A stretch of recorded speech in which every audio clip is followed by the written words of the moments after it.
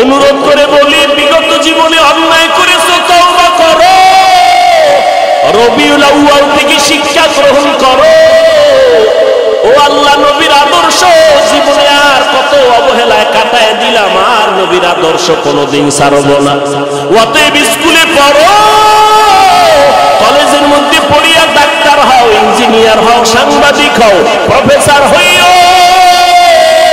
বান্দা তুমি একজন ভালো লেখক হও, একজন ভালো কবি হও, তবে অনুরোধ বেয়াদব হইও না, দুশ্চরিত্রবান হইও না রে বাবা। এই জীবনে কত গুনাহ করে আবার তওবা করে আবার গুনাহ করেছি। মানুষ আবার সামনে কত পানির বোতল নিয়ে দাঁড়ায়, একটু দোয়া করে ফু দিয়া দেন, আমার ঘরে কত অসুস্থ রোগী।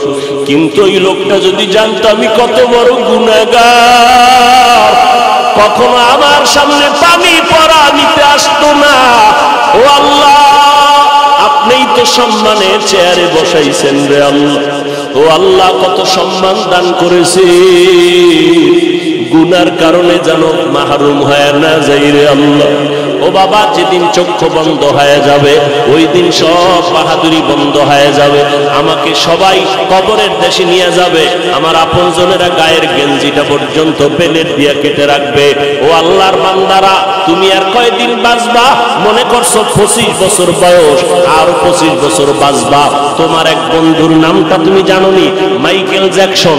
একটা গান গাইলে, ইংলিশে গান গাইতো, $1 কোটি হাদিয়া পাইতো। ওই মাইকেল জ্যাকসন কণ্ঠশিল্পী আমেরিকার, একটা গান গাইয়া গাইয়া জনসমুদ্র যখন পরিণত হয়ে গেল, মাইকেল জ্যাকসন চিন্তা ভাবনা করে দেখলো, আমার টাকা পয়সা আর ভক্তবৃন্দের অভাব নাই, আমার নাকি একবার মরা লাগবে, তবে আমি আমার ইচ্ছা মতো মরতে চাই। বলে, কেমন মরবি? মাইকেল কয়, আমি 150 বছর পর্যন্ত জমিনে জিন্দা থাকবো, এর আগে আমি মরতে চাই না। 150 বছর পর্যন্ত বেঁচে থাকার জন্য মাইকেল জ্যাকসন যত ব্যবস্থা নেওয়া দরকার নিল।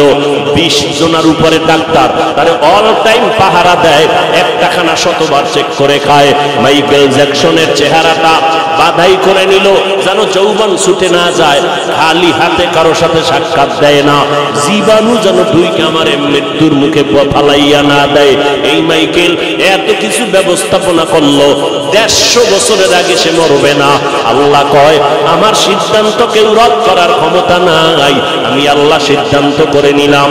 এই মাইকেল 150 বছরের বাঁচার তাগিদ দিয়া এবার প্রস্তুতি নিয়ে চলতেছে, সিকিউরিটি গার্ড নিয়ে চলতেছে, শরীরের মধ্যে কোনো বাতাস, কোনো ধুলাবালু লাগায় না, কমপ্লিট সুট নিয়ে বাংলা দুনিয়ার জমিনে চললো।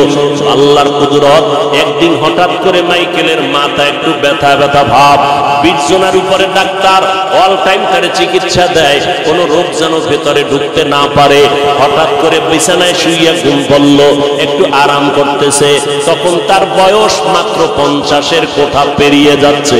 এমন সময় ডাক্তারেরা চতুর্পার্শ্বে পাহারা দেয়, মাইকেল 50-এর কোঠার পরে পেরিয়ে বিছানায় যখন ঘুমাইয়া গেল, হঠাৎ করে ডাক্তারেরা দীর্ঘ টাইমের পরে মাইকেলকে যখন সজাগ করতে চায়, শরীরটার মধ্যে টাচ করে দেখে মাইকেলের পুরো শরীর বরফের মতো ঠান্ডা, কাঠের মতো শক্ত হয়ে গেল।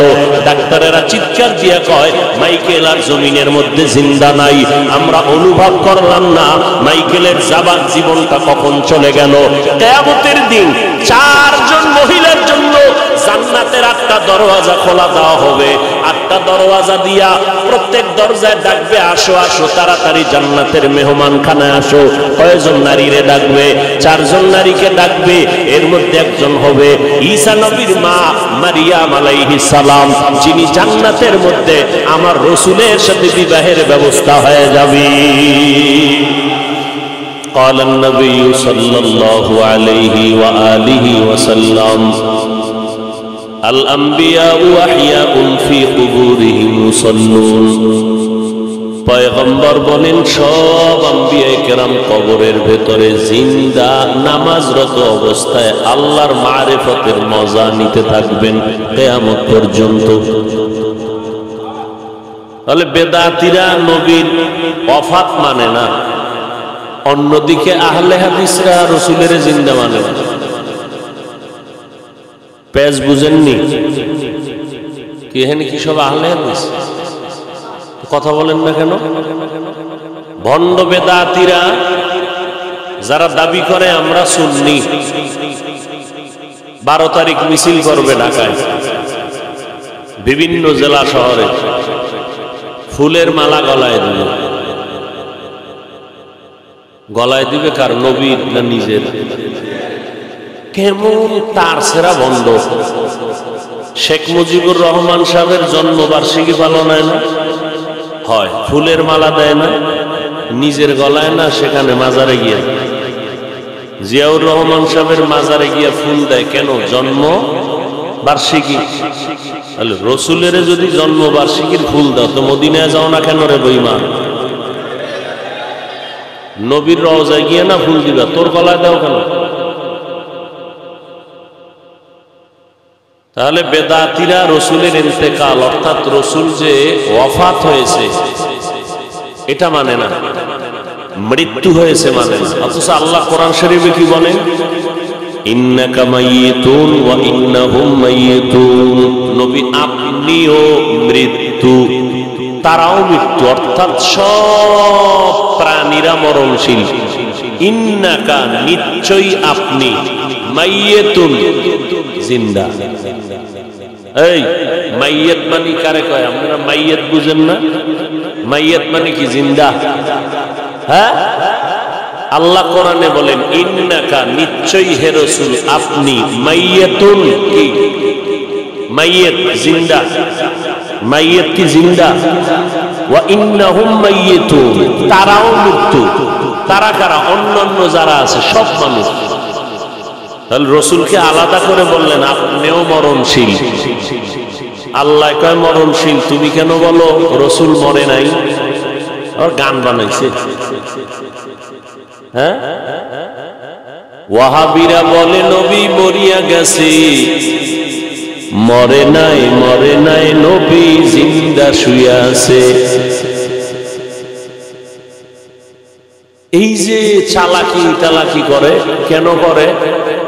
সবগুলো আহলে হাদিস বলেন, বেদাতি বলেন, সুন্নি, যত বাতিল আছে ভেজাল কেন করে? কোরআন হাদিসের গভীর ইলম নাই।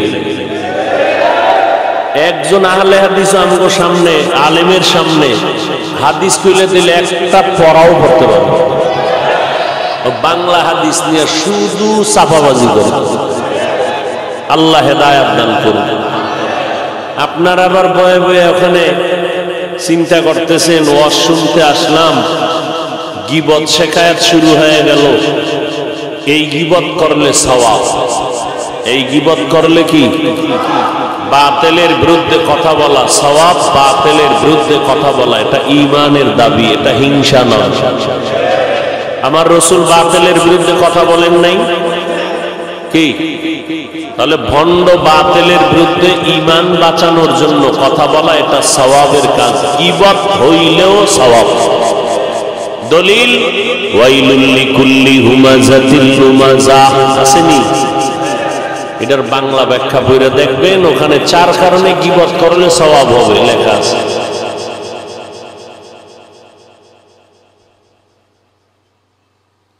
তাহলে আহলে হাদিসরা রাসূল যে কবরে জিন্দা এটা মানে না। আহলে সুন্নাত ওয়াল জামাতের সঠিক যারা আলেম তাদের আকীদা হলো রাসূলকে মরণশীল মানি, রাসূলকে কিয়ামত পর্যন্ত কবরে জিন্দা তাও মানি। আল্লাহ কি বলেন? বাল আহইয়াউন, এরা কবরে জিন্দা এবং আমি আল্লাহ কবরে রিজিক দেই। কবরে কি দেই? এখন আহলে হাদিসরা প্রশ্ন করে রাসূল যদি জিন্দা হয় তো খানা খাননি, প্লেট পায় কই, গ্লাস কই? এমন ফিডা দরকার যে মূর্খরও তো একটা সীমানা থাকা দরকার। তাকে প্রশ্ন করেন আমরা যে দুনিয়াতে আসছি, আসার আগে মায়ের গর্ভে জিন্দা ছিলাম কিনা? কি ছিলেন না? তাকে প্রশ্ন করেন আমরা যে মায়ের গর্ভে জিন্দা ছিলাম, আমগো প্লেট ছিল কই, গ্লাস ছিল কই, খাইছি কি?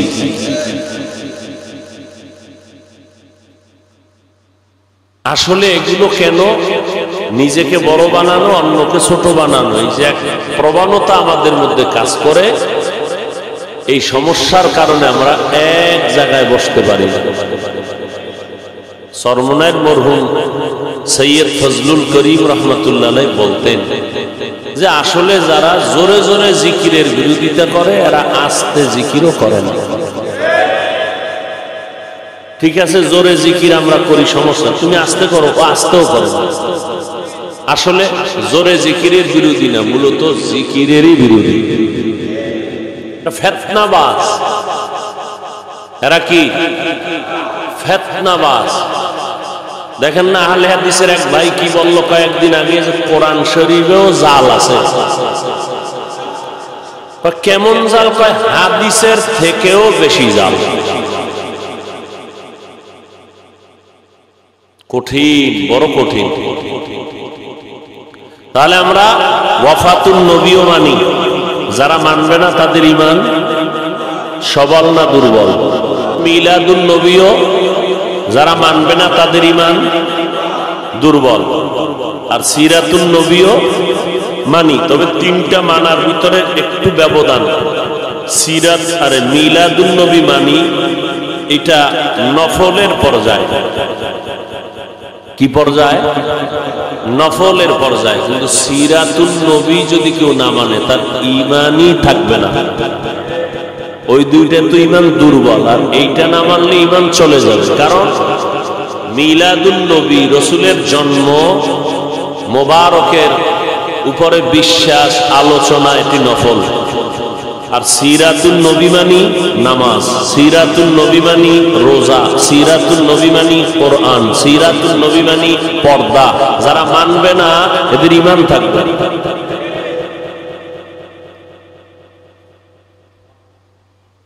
তো মিলাদুন নবী, রসুলের জন্ম কয়দিন? জন্ম মানুষের কয়দিন হয়? 3 দিন না 1 দিন? আর রসুলের সিরাত বা জীবনের আদর্শ মেয়াদ কত বছর? 63 বছর। আর 1 দিনে ব্যবধান আছে না নাই? 1 দিন আর 63 বছরের মধ্যে যেই দূরত্ব, মিলাদুন নবী আর সিরাতুন নবীর মধ্যে সেই দূরত্ব। সিরাতুন নবী পালন করা ফরজ, মিলাদুন নবীর আলোচনা করা নফল। নফল আর ফরজে ব্যবধান আসেনি? নফল আর ফরজে যেই ব্যবধান, মিলাদুন নবী আর সিরাতুন নবীতে সেই ব্যবধান। বুঝে আসছে কথা? তাহলে মিলাদুন নবীর আলোচনা করা এটা নফল, সিরাতুন নবী পালন করা ফরজ। সিরাতুন নবী মানে রসুলের জীবন আদর্শ। রসুলের আদর্শ কি? সাহাবায়ে কেরামদের বড় এক কাফেলা আম্মা জান আয়েশা রাদিয়াল্লাহু আনহার কাছে গেলেন। আম্মা জান আয়েশাকে 6 বছরে রসুলের সাথে বিবাহ হলো, 9 বছরে রসুলের ঘরে গেলেন, 18 বছরে রসুল বিদায় নিলেন। হিসাবটা বুঝে থাকলে বলেন, রসুলের ঘরে আম্মা জান আয়েশা ঘর করলেন কয় বছর? বলেন না কেন? খবর নাই। রসুলের সাথে আম্মা জান আয়েশার বিয়া হলো কয় বছরে? কার 6 বছর? আয়েশা রাদিয়াল্লাহু আনহার বয়স 6 বছর। ঘটক, প্রস্তাবকারী আল্লাহ। আম্মা জান আয়েশার সাথে রসুলের বিয়ার প্রস্তাবকারী কে? আল্লাহ নিজে। তাহলে 6 বছরে বিয়া, 9 বছরে ঘরে গেলেন, 18 বছরে বিদায় নিলেন। নবীর সাথে ঘর হলো কয় মাস? 9 মাস, 9 বছর। এই 9 বছরে নবীর থেকে কি পাইলেন আয়েশা? আম্মা জান আয়েশা বলেন, আমি 2000-এর উপরে হাদিস আমি মুখস্থ করে ফেললাম। কয় হাজার? বড় বড় সাহাবায়ে কেরাম কঠিন কোন মাসআলায় যদি সমস্যায় পড়ে যাইতেন, আম্মা জান আয়েশার দরবারে যাইতেন। আম্মা জান আয়েশা একটা সমাধান দিতেন, সব সাহাবায়ে কেরাম তা মেনে নিতে বাধ্য হয়ে যাইতেন। আম্মা জান আয়েশার দরবারে নবীজির আদর্শ নিয়ে একদল সাহাবায়ে কেরাম প্রশ্ন করলেন। আম্মা জান আয়েশা নবীজির আদর্শের একটু বয়ান আমাদের করবেন। আম্মা জান আয়েশা পাল্টা প্রশ্ন করলেন, আফা তাকরাউনাল কুরআন? সাহাবায়ে কেরাম আপনারা কি কোরআনুল কারীম তেলাওয়াত করেন না? ক্বালু বালা, বলেন হ্যাঁ করি। আম্মা জানা এসে বললেন কানা খুলুকুহুল কুরআন, আল্লাহর কোরআন যা মদিনাওয়ালা নবীর আদর্শই হলো তা। আল্লাহর কোরআন হলো প্র্যাকটিক্যাল নবীর আদর্শ। এজন্য উলামায়ে কেরাম বলেন আল্লাহ কোরআন নাজিল করছেন দুইটা। কয়টা? একটা কোরআন হলো থিওরিক্যাল কোরআন, আর একটা কোরআন হলো প্র্যাকটিক্যাল কোরআন। থিওরিক্যাল কোরআন আজও আমাদের সামনে আছে, প্র্যাকটিক্যাল কোরআন 63 বছর পরে বিদায় নিয়ে চলে গেছেন। নবী বলেন বিদায় বেলা দুইটা জিনিস রেখে গেলাম, ধরে রাখো, কোনদিন কোনো বিপদে তোমরা পড়বে না। এক নম্বরে কোরআনুল কারীম, দুই নম্বরে আমি রাসূলের সুন্নাত। দুই জিনিস রেখে নবী বিদায় নিয়ে চলে গেলেন। কিয়ামতের আগে আমার নবী আর দাওয়াত নিয়ে উম্মতের সামনে আসবেন না। উম্মতেরা দুইটা জিনিস তোমরা ভালো করে আঁকড়ে ধরো, এক নম্বরে কোরআন, দুই নম্বরে পয়গম্বরের সুন্নাত। বলেন এক নম্বরে কি, দ্বিতীয়? ভালো করে বলেন। এক নম্বরে, আবার দ্বিতীয়। সুন্নতের আওয়াজ আসতে হয় কেন? কয় জিনিস রেখে গেলেন? এক, দ্বিতীয়, সুন্নত। আমরা আগে বলতাম কি কোরআন আর হাদিস, কোরআন আর নবী কি বলছেন, কোরআন হাদিস না সুন্নত? নবী কয় সুন্নত, আপনি কোরআন হাদিস বলেন কেন? যদি কেউ না যায় না বলে মূর্খতার কারণে, আর জেনে শুনে যদি বলে বুঝতে হবে ডাল মে কুছ কালা হ্যায়। নবী বলেন দুই জিনিস রেখে গেলাম, কোরআন আর সুন্নাত, আপনি কেন বলবেন কোরআন হাদিস? প্রশ্ন, নবী কেন কোরআন হাদিস বলেন নাই? তার কয়েকটা জবাব। এক নাম্বার জবাব, নবী কোরআন আর হাদিস না বলে কেন সুন্নতের কথা বললেন? তার এক নাম্বার জবাব, কোরআন বললে হাদিস বলার কোনো প্রয়োজন হয় না, কারণ হাদিস হলো কোরআনের ব্যাখ্যা। কোরআন বুঝতে হলে হাদিস লাগবে। কান ধরে টান দিলে মাথা যেমন চলে যায়, কোরআনের কথা বললে ভেতরে হাদিস পাওয়া যায়, কারণ হাদিস না বুঝলে কোরআনের ব্যাখ্যা বুঝবে না। নাম্বার দুই, আল্লাহর নবী হাদিস কেন বলেন নাই? কারণ জগতের সব উম্মতেরা রাসূলের লক্ষ লক্ষ হাদিস কোনোদিন আমল করতে পারবে না। কিয়ামত পর্যন্ত যদি হায়াত বাড়াইয়া দেওয়া হয়, দুনিয়ার কোন উম্মতেরা লক্ষ লক্ষ নবীর হাদিস এক জায়গায় এক টেবিলে জমাও করতে পারবে না, কোনোদিন আমলও করতে পারবে না। আমল করাটাও জরুরি না। নবীর উম্মতেরা হাদিস আমল করবে না, আমল করবে সুন্নাত। লক্ষ লক্ষ হাদিস কোন মানুষের দ্বারা কি এক জায়গায় জমা করা সম্ভব? বাংলাদেশের কোন মাদ্রাসায় গিয়ে বলবেন যে হুজুর আপনার মাদ্রাসায় যে পরিমাণ হাদিসের কিতাব আছে, বোধহয় কি মনে হয় পৃথিবীর আর কোথাও আলাদা কোনো হাদিসের কিতাব নাই, সব এখানে আছে? বলবে না, এছাড়াও বহু কিতাব আছে। লক্ষ লক্ষ হাদিসের কিতাব এক জায়গায় জমাও করা সম্ভব নয়। দুনিয়ার কোন মানুষই হাদিসগুলো একা একা জীবন দিয়া পড়তেও পারবে না। লক্ষ লক্ষ হাদিস জীবনে মোতালাও করতে পারবে না, আর আমলও করার কোনো সুযোগ। তাহলে আমল করবে কি? সুন্নত। এবার নবী সুন্নতের কথা বলে 3 নাম্বার ব্যাখ্যা দিলেন। মানুষরে হাদিস মানতে গেলে কিতাব লাগতো, কিতাব দিয়ে হাদিস বুঝে বুঝে আমল করতা। সুন্নতের কথা কেন বললাম? বলে কিতাব দিয়ে আমল করলে হবে না।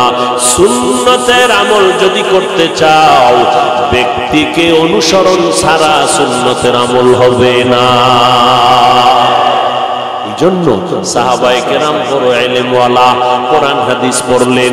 নবীজির ছাত্র সাহাবায়ে কেরাম তাফসীর শিখলেন, মুফতি সাহেব হলেন। সাহাবায়ে কেরামদের মতো বড় মুফতি, বড় মুহাদ্দিস, বড় মুফাসসির জমিনে কেউ নাই, কিয়ামতের আগে আসবেও। সেই সাহাবায়ে কেরাম এত ইলম অর্জন করার পরে দিন নাই, রাত্র নাই, খানা নাই, ঘুম নাই, নবীর দরবারে পড়ে থাকেন। কারণ আমার নবীর থেকে একটা আমল যেন আমার চোখের নজর থেকে বাইরে পড়ে না যায়।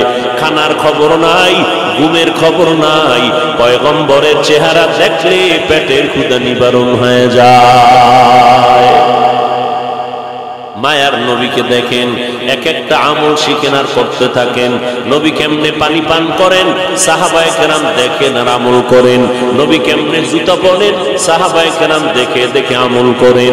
মায়ার নবী কেমনে বাথরুমে যান, নবী দেখে সাহাবায়ে কেরাম আমল করেন। নবী কেমনে রাস্তায় হাঁটেন, পয়গম্বরকে দেখে দেখে সাহাবায়ে কেরাম অনুসরণ করেন। আবার সাহাবায়ে কেরামদের দেখা তাবেঈনরা আমল করা শুরু করলেন। কোরআন হাদিস শিখার পরে আবার তাবেঈনদেরকে দেখিয়া দেখিয়া তাবেঈনরা আমল করলেন। তাবেঈনকে দেখিয়া দেখিয়া উলামায়ে মুতাকাদ্দিমিনরা আমল করেছেন। উলামায়ে মুতাকাদ্দিমিনদেরকে দেখার পরে উলামায়ে মুতাআখিরিনরা আমল করেছেন। আমাদের মুরব্বী উলামায়ে কেরামরা তাদেরকে দেখছেন। আমরা আমাদের উলামায়ে কেরাম উস্তাদদেরকে দেখে দেখে আমল করি। আমরা জানি, আপনিও জানেন, নখ কাটার মধ্যে নবীর সুন্নাত আছে। কেমনে কাটবো, কোন তরিকায় কাটলে সুন্নাত হবে, এটা কিতাব দেখে বুঝবি না, উলামায়ে কেরামের কাছে গিয়া প্র্যাকটিক্যাল শিখে নাও। ও বান্দা, চুল কাটার মধ্যে নবীর সুন্নাত আছে, বলে এটা কিতাব দেখলে বুঝবা না, যাও যারা বুঝে জানে তাদের কাছে যাও। ফাসআলু আহলা যিকরি ইন কুনতুম লা তা'লামুন। উলামায়ে আহলে হকের কাছে যাইয়া নবীর সুন্নতের প্র্যাকটিক্যাল আমলগুলো শিখে নাও। উলামায়ে কেরাম কেমনে পোশাক পরবা, উলামায়ে কেরাম থেকে পোশাকটা পরা শিখে নাও। উলামায়ে কেরামের কাছে যাইতে সাবধান, উলামায়ে আহলে বাতিলের কাছে যাইবা না, শুধু আহলে হকের কাছে যাইও। কারণ উলামাদের মধ্যে বিশাল একটা কাফেলা থাকবে, তারা বাতিল। ক্বালান নবী সাল্লাল্লাহু আলাইহি ওয়া আলিহি ওয়া সাল্লাম, আলা ইন্না শাররাশ শাররি শিরারুল উলামা ওয়া ইন্না খায়রাল খায়রি খিয়ারুল উলামা। পয়গম্বর বলেন, সাবধান হে উম্মত, এই জমিনের মধ্যে একদল উলামা থাকবে, তারা চূড়ান্ত জমিনের মধ্যে বড় খারাপ, আর একদল থাকবে উলামা, তারা থাকবে জমিনের মধ্যে বড় ভালো। যারা ভালো তাদের নাম উলামায়ে আহলে হক, আর যারা খারাপ তারা উলামায়ে আহলে বাতিল। চিনবেন কেমনে? চিনার কোনো উপায় নাই, কারণ ডিজাইন সব এক। বাতিলের টুপি আছে, দাড়ি আছে, আহলে হকদেরও টুপি দাড়ি পাগড়ি আছে। চিনবেন কেমনে? স্বর্ণের কালারও যেমন, সিটি গোল্ডের কালারও তেমন। ডিজাইন এক, মান কি এক নি? কোনদিন এক না। চিনার মতো স্বর্ণ আর সিটি গোল্ড পার্থক্য করার মতো যেমন কষ্টি পাথর আছে, হক আর বাতিলকে চিনার জন্য কষ্টি পাথর হলো কোরআন আর সুন্নাত। কোরআন সুন্নাত যে কেউ দিয়া হাতের মধ্যে নিয়ে কষ্টি পাথরে যাচাই করতে পারবে না। কোরআন হাদিস অনুযায়ী যাদের বাসিরাত আছে, তাকওয়ার অন্তর চোখ খোলা আছে, তারা দেখলেই বুঝতে পারবে এটা টুপি পরলে কি হবে। কপালে দেখা যায় বান্দা বড় গুনাহগার। আব্দুল্লাহ ইবনে আব্বাস রাদিয়াল্লাহু তাআলা আনহু বলেন, মানুষ যখন নেক আমল করে নগদ 5টা পুরস্কার আল্লাহ নগদ দিয়া দেন। পক্ষান্তরে যখন গুনাহ করে তখন 5টা আসর তার কপালের মধ্যে পড়ে যায়। নেক আমলওয়ালা যখন নেক করবে, 1 নাম্বার তার চেহারার মধ্যে নূরে ঝলমল করতে থাকবে, চামড়া চোখওয়ালা বুঝবে না। যাদের অন্তর চোখ খোলা আছে তারা দেখলেই বুঝতে পারবে লোকটা আল্লাহওয়ালা। এলমেরা এজাজু করদান বেহিসাব, খলকেরা দাদান জওয়াবে বাসওয়াব, আপনা দারাদ দোস্তে খলকা জারেরা, মিস্তে ই খসলত একে দিনদারেরা। পয়গম্বর আরবি বলেন, উলামায়ে আহলে হকদের অনুসরণ করবা। তবে আমি আপনাদেরকে প্রাথমিক একটা টিপস দিয়া যাই, দেখলেই মনে করবেন তারা আলেম নামের বাতিল। যাদের বয়ানে কোনো আমল নাই, যাদের বয়ানের মধ্যে কোনো ইখলাস নাই, যাদের বয়ানে আমল সুন্দর হয় না, মানুষের দিলটা নরম হয় না, যাদের বয়ানে মানুষের আমল ভালো হয় না, প্রাথমিকভাবে ধারণা করে নাও তার আলেমের মধ্যে ভেজাল আছে। দ্বিতীয়, এখন নতুন করিয়া আপনাদের মিডিয়া খুললে, ইউটিউব খুললে নগদ প্রমাণ পাবেন। যদি কোনো আলেম মাওলানা নাম লেখাইয়া স্টেজের মধ্যে বসিয়া কেউ বলে কোরআনের মধ্যে ভেজাল আছে, জাল আছে, খোদার কসম মেনে নাও সে উলামায়ে আহলে বাতিল। যেই আলেম বক্তা হইয়া আলেম মাওলানা দাবি করিয়া উম্মতের সামনে বয়ান করে বলে কাজা নামাজ লাগবে না, প্রমাণ করে নাও, চিহ্নিত করে নাও, সে আলেম বাতিল আলেম। যে আলেম বলে নফল ইবাদত লাগবে না, ওই আলেম বাতিল। যে আলেম বলবে সুন্নাত জুমার আগে সুন্নাত লাগবে না, সে আলেম বাতিল। যে আলেম বলবে এত বেশি জিকিরের নামাজ প্রতি রাত্র পড়া লাগবে না, সে আলেম বাতিল। যেই বক্তা মাওলানা টাইটেল লাগাইয়া উম্মতের সামনে বলবে নবীরাও ভুল করেছিলেন, এই আলেম বাতিল। ইলমেরা ইজাজ করদান বেহিসাব, খলকেরা দান জবাবে বাসওয়া। নবী দুনিয়াতে দুই জিনিস রেখে গেলেন আঁকড়ে ধরো, কোরআন আর হাদিস। কোরআন আর প্রশ্ন, নবী আসলেন কি নিয়ে? আল্লাহ তাআলা বলেন লাকাদ কানা লাকুম ফি রাসূলিল্লাহি উসওয়াতুন হাসানা। আল্লাহর নবীর মধ্যে ও উম্মতেরা তোমাদের জন্য রয়েছে উত্তম আদর্শ, গ্রহণ করে নাও। তাহলে আমার নবী দুনিয়াতে কি নিয়ে আসছেন? জবাব হলো উত্তম আদর্শ নিয়ে নবী জমিনে আগমন করলেন। এমন একটা সময়, যেই সময়ে মক্কার মানুষের মতো খারাপ আর কোন মানুষ জমিনের মধ্যে কেউ ছিল না। বাইতুল্লাহর ভিতরে 360টা মূর্তি টানাইয়া ওই মুশরিকেরা নারী আর পুরুষ উলঙ্গ হইয়া বাইতুল্লাহর চতুর্পার্শ্ব তাওয়াফ করে। বিবাহের কোনো সিস্টেম নাই, যুবক যুবতী অবাধে রাস্তায় চলাফেরা করে, যখন তখন যা মনে চায়। পশুর চরিত্রকে হার মানাইয়া ফেলতই জাহেল। নারী জাতিকে অপমান করত, কন্যা সন্তান হইলে অভিশাপ মনে করত। কন্যাদেরকে নিজের বাবা নিজ হাতে জ্যান্ত কবরে দাফন করে ফেলত। আমার নবী দুনিয়াতে আসলেন উত্তম আদর্শ নিয়া। উত্তম আদর্শ নিয়ে আসার পর জমিনের মধ্যে আমার মায়ার নবী এমন আদর্শ কায়েম করে দিলেন, নবীর আদর্শ গ্রহণ করা মাত্র মক্কার মানুষ এত দামি হয়ে গেল। আল্লাহ কয় আমি দুনিয়াতেই তাদেরকে জান্নাতের সুসংবাদ দিয়ে দিলাম। নবীর আদর্শে সাহাবায়ে কেরাম এত দামি হলেন যে আল্লাহ পাক দুনিয়াতেই জান্নাতের সুসংবাদ দিয়ে দিলেন। মায়ার নবী বলেন হেরা গুহার ভেতরে আমি আল্লাহর ধ্যানে সময় কাটাইতাম, আর ওখানে জিবরাইল আমি আসতেন। আল্লাহর কোরআন নাজিল হওয়া মাত্র আমি নবীরে চার যাওয়ার পর আমার শরীরের মধ্যে জ্বর উঠে গেল। আমি চলে গেলাম খাদিজার ঘরে। খাদিজার ঘরে গিয়া ডাক দিলাম জাম্মিলুনি জাম্মিলুনি, ও খাদিজা আমারে আবৃত করে নাও। ইন্নী খাশিতু আলা নাফসি, আমি মরণের মতো ভয় পাইতেছি, না জানি আমার মরণের কষ্ট শুরু হয়ে গেল। আমি মুহাম্মদ হেরা গুহার সব কাহিনী খাদিজাকে জানাই দিলাম। খাদিজাতুল কুবরা আমাকে সান্ত্বনার বাণী শুনাইয়া ডাইরেক্ট আমাকে নিয়ে চলে গেলেন ওয়ারাকা বিন নাওফেলের কাছে। তিনি ধর্মের বড় পণ্ডিত। আমার হালাত জানার পরে বলে এ তো হবে আখিরি জমানার পয়গম্বর। ডাক দিয়া কয় খাদিজা আমি ওয়ারাকা বিন নাওফেল, মুহাম্মদ যদি নবুয়ত লাভ করতে পারে আমি কালেমার ঈমান নিয়ে নিব। মায়ার নবী কাঁদতেছেন। আম্মা জান খাদিজা রাদিয়াল্লাহু আনহা বলেন কিয়ামতের ময়দানে আল্লাহ যদি ডাক দেয় আমার বন্ধু মুহাম্মদের হাতে প্রথম কালেমাওয়ালা মুসলমানটা একটু দাঁড়াও, আমি আল্লাহ দেখব। দুনিয়ার কোন পুরুষ দাঁড়াবার ক্ষমতা নাই। সর্বপ্রথম আমার নবীর হাতে কালেমাওয়ালা একজন নারী দাঁড়ায় বলবেন আমি খাদিজা পয়গম্বরের হাতে প্রথম কালেমা পড়ে মুসলমান হয়েছি।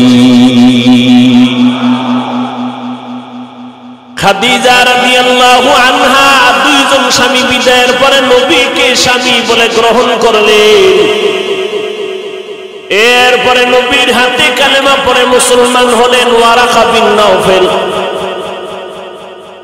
এরপরে পয়গম্বরের হাতে প্রথম কালেমা পড়ে মুসলমান হলেন হযরত আলী 10 বছর বয়সে। এরপরে হযরত আবু বকর আমার নবীর হাতে কালেমা পড়ে মুসলমান হলেন। নবী বলেন নারীদের মধ্যে প্রথম খাদিজা কালেমা পড়লেন। বাচ্চাদের মধ্যে অল্প বয়সে হযরত আলী প্রথম আমার হাতে কালেমা পড়ে মুসলমান হলেন। মুরব্বীদের মধ্যে হযরত আবু বকর আমার হাতে প্রথম কালেমা পড়লেন। আবু বকর কেমন কালেমাওয়ালা মুসলমান, সব মুসলমান আমার ঈমানের উপরে দাওয়াতের উপরে কিলোকাল করেছেন, প্রশ্ন করেছেন। আবু বকর তিনি এমন একজন ঈমানওয়ালা, আমার দাওয়াত পাওয়া মাত্র প্রশ্ন ছাড়া কালেমা পড়ে ফেলেছে। আল্লাহর নবী বলেন আমি উত্তম আদর্শ নিয়ে আসলাম, আর এই আদর্শ গ্রহণ করল মক্কার কাফের মুশরিকেরা। আল্লাহ তাদেরকে এত দামি বানায় দিলেন। এরে নবীর আশিক নবী বলেন আমি আর একদিন আবু বকর রাস্তা দিয়া কোথাও জঙ্গলার পাহাড়ের পার্শ্ব দিয়ে কোথাও যাই, হঠাৎ আমাদের পেটের মধ্যে ক্ষুধার আবেগ জাগলো। ক্ষুধা নিবারণের জন্য হঠাৎ ডানে বামে তাকায় দেখলাম ময়দানের মধ্যে কোনো বকরি পাওয়া যায়নি। দেখলাম বিশাল একটা বকরির পাল, রাখাল দাঁড়ানো আছে। আমি মোহাম্মদ রাখালের সালাম দিলাম, এদিকে আসো। রাখাল এসে দাঁড়ায় গেল। এই রাখাল, বকরি দুধ দেয়নি বলে দেয়, বলে আমাদের একটু দুধ দেয়। রাখাল বলে মালিকের অনুমতি নাই, আমি কেমনে আমার থেকে দিব, আমার কোনো সুযোগ নেই। নবী বলেন এবার আমি মোহাম্মদ বললাম ঠিক আছে, তুমি দিতে পারবা না, তোমার আমানতের খেয়ানত হয়ে যাবে। ঠিক আছে, দেওয়া লাগবে না, তবে এমন একটা বকরি দাও যেই বকরিটা দুধ দেয় না, দেওয়ার মতো কোনো কায়দাও নাই, নিয়মও নাই, সিস্টেমও নাই। এমন একটা বকরি নিয়ে আসো। বকরি নিয়ে হাজির হয়ে গেল। নবীর সামনে হাজির হওয়ার পরে বকরিটা রসুলের সামনে দাঁড়ানো। ও আল্লাহ, তুমি বকরির মধ্যে দুধ দিয়া দাও। রাখাল বলে আমি দেখতেছি যেই বকরি জীবনে দুধ দেওয়ার না, মরিয়া গেলে জবাই করলেও দুধ আসবে না। এই মুহাম্মদ দোয়া করা মাত্র এই বকরিটা দুধে ভরপুর হয়ে গেল। এবার নবী দুধ দহন করিয়া পেট ভরে আবু বকর আর নবী পান করলেন। এরপরে বললে রাখাল। রাখাল বলে তাকাইয়ে দেখতেছি নবী আবার দোয়া করলেন, আল্লাহ তুমি আবার আগের মতো বকরিটারে বানাইয়া দাও। বকরি আগের মতো হয়ে গেল, এবার ওলান টোলান কিচ্ছু নাই। এবার কয় রাখাল, বকরিটা তুমি পালের মধ্যে দিয়া দাও। আমি এগুলো দেখার পর সহ্য করতে পারি না, এটা সাধারণ কোনো মানুষের এই কারবার হতে পারে না। আমি দেরি না করিয়া আমি সাথে সাথে হাতটা বাড়াইয়া বললাম, আমাকে নবী মুসলমান বানাইয়া দেয়। নবী বলেন এই মুসলমানের নাম আব্দুল্লাহ ইবনে মাসউদ রাদিয়াল্লাহু তাআলা আনহু। সে আব্দুল্লাহ মাসউদ কেমন মাসউদ?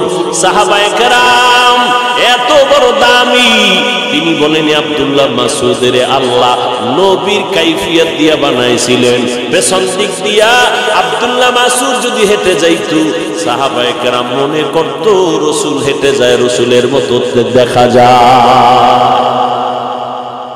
আব্দুল্লাহ ইবনে মাসউদ রাদিয়াল্লাহু তাআলা এইভাবে এক এক করে কালেমাওয়ালা মুসলমান হয়ে গেলেন। আল্লাহর নবী বলেন আমার আদর্শ এত সুন্দর, আমার আদর্শের মতো উত্তম আদর্শ জমিনে আর কারো নাই, কারণ দুনিয়াওয়ালা মানুষের আদর্শ না পায়। আর আমি মুহাম্মদ ৬৩ বছরের জীবনে একটা মিথ্যা কথা বলি নাই। ও দুনিয়ার মানুষ, একজন নেতার নাম বলো যেই নেতা জীবনে মিথ্যা বলে নাই। আসেনি কোন নেতা? জীবন কেন বয়ানের আগেও মিশা কইয়া বয়ানে ঢুকছি, আবার বের হইয়া মোবাইলের দ্বারা মিশা কথা শুরু করব। এই গজবের মোবাইলে এত পরিমাণ মিথ্যা কথার জিকির উঠাইয়া দিল, চর্চা করাইলো, মনে হয় যেন জাহান্নামের ফ্যাক্টরি হাতের মধ্যে লইয়া দৌড়াইতেছি। আল্লাহর নবী জীবনে একটা মিথ্যা কথা বলেন নাই। আমার নবীর ঘাম থেকে মিশকের ঘ্রাণ, আমার নবী যখন রাস্তা দিয়ে হাঁটেন দুপার্শ্বের গাছ নত হইয়া নবীরে সালাম জানায়। নবী বলেন আমি এসে দেখলাম আরবের মানুষ বিধবা নারীদেরকে তুচ্ছ মনে করে ঘৃণার নজরে দেখে। আমি আল্লাহর আদেশে প্রথম বিবাহটা করলাম বিধবা নারী। দুই স্বামী অতিবাহিত করার পরে খাদিজা রাদিয়াল্লাহু আনহাকে আমি বিয়ে করলাম। মক্কার মানুষ আরবের লোকেরা আমাকে ধিক্কার জানাইতে লাগলো। আমি মুহাম্মদ চিল্লাইয়া বললাম খবরদার, আমি মুহাম্মদ নারীদের ইজ্জত রক্ষার জন্য এসেছি। বিধবা নারীর ইজ্জত তোমরা দাও না, আল্লাহ ইজ্জত বাড়ায় দিলেন। ওই খাদিজার এত সম্মান, এক তো মুসলমান প্রথম খাদিজা হাসরের ময়দানে দাঁড়ায় যাবে প্রথম নারী নবীর হাতে মুসলমান। নবী বলেন শুধু তাই না, আমার যত সন্তান, তিনটা ছেলে সন্তান খাদিজার গর্ভ থেকে আসলো, চারটা কন্যা সন্তান আমি নবী পাইলাম, তাও খাদিজার গর্ভ থেকে। জায়নাব আমার মেয়ে খাদিজার গর্ভ থেকে আসছে, উম্মে কুলসুম আমার মেয়ে খাদিজার গর্ভ থেকে আসলো, রুকাইয়া আমার মেয়ে খাদিজার গর্ভ থেকে আসলো, আর সর্বশেষ আমার কলিজা ফাতেমা রাদিয়াল্লাহু তাআলা আনহা আমার খাদিজার গর্ভ থেকে দুনিয়াতে আসছে। কিয়ামত পর্যন্ত এই জমিনের মধ্যে আমার নবীর আওলাদের বংশধর বেঁচে আছে। ফাতেমা রাদিয়াল্লাহু তাআলা আনহুর সন্তান হাসান ও হুসাইন রাদিয়াল্লাহু আনহুমার মাধ্যমে কিয়ামত পর্যন্ত রাসূলের বংশ জিন্দা থাকবে। ফাতেমা রাদিয়াল্লাহু আনহার সন্তানের মাধ্যমে কিয়ামত পর্যন্ত রাসূলের বংশ জমিনে জিন্দা। এরে নবীর আশিক ওই ফাতেমা জান্নাতের নারীদের সরদারিনী নারী, আমার নারী চারটা কন্যা। নবী বলেন দুনিয়ার মানুষ, এই আরবের মানুষেরা, আমার একটা ছেলেও জিন্দা নাই, আমি মুহাম্মদ চারটা কন্যার বাবা হয়ে আছি। আমি জমিনের মধ্যে প্রমাণ করে দিলাম নারীর সম্মান পুরুষের থেকে বেশি। কেমন বেশি জানো? একটা কন্যা সন্তান যেই বাবায় পেয়েছো, তুমি একটা জান্নাতের মালিক হয়ে গেলা। যারা দুইটা কন্যা সন্তান পেয়েছো, তুমি দুইটা জান্নাতের মালিক। যারা তিনটা কন্যা সন্তান পেয়েছো, তারা তিনটা কন্যা জান্নাতের মালিক। এই সম্মান আল্লাহর নবীর মাধ্যমে আল্লাহ জিন্দা করে দিলেন। নারীদের এত সম্মান আল্লাহ তাআলার নবী বলেন কিয়ামতের ময়দানে আল্লাহ পাক যদি বলেন আমার দ্বীন ও ইসলামকে জিন্দা করার জন্য কে দ্বীনের পথে রক্তকে বিলীন করে দিয়েছো, আল্লাহ যদি বলে আমি দেখতে চাই শাহাদাতের মর্যাদার মধ্যে কে দ্বীনের পথে রক্ত আগে দিয়েছো। দুনিয়ার কোন পুরুষ শাহাদাতের মর্যাদায় রক্ত বিলীন করা কোন পুরুষ দাঁড়াইতে পারবে না। নবী বলেন পৃথিবীর সব মানুষের মধ্যে প্রথম আল্লাহর দ্বীন জিন্দা করার জন্য রক্ত বিলাইয়া শাহাদাতের মর্যাদা যিনি অর্জন করেছেন তিনি একজন নারী, সুমাইয়া রাদিয়াল্লাহু তাআলা আনহা দাঁড়ায় যাবে। নবীর উত্তম আদর্শের মাধ্যমে নারীর ইজ্জত বাড়লো না কমলো? এই কথা যেই হতভাগা, যেই কপাল পোড়া, যেই গাদ্দারেরা, যেই দুশ্মনেরা, বেঈমানের দালালেরা বুঝে না, তারা বলে ইসলাম নারীর অধিকার দেয় নাই।